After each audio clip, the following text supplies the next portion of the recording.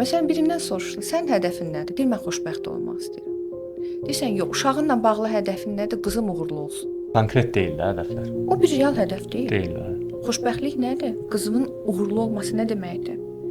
Bizim özümüzün də əslində, bu dəqiqə mən sizə soruşum, sizin hədəfiniz nədir? Məndə konkretdir. Yazmışam, hamısı yazmışam. Yazmısınız, görürsüz. Yazana qədər 1000 dəfə özümüzə desək ki, Aysel, bax mənim hədəfim bəllidir, mən bunu istəyirəm.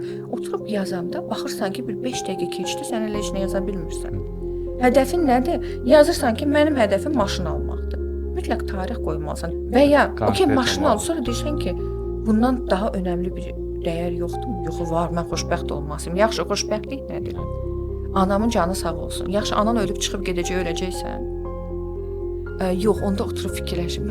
Bütün insanlarla bu dialoq inanırsınız, bəzən 3-4 saatı alır ki, insan həqiqətən hündürdən danışa-danışa tapsın ki, onun hədəfi nədir?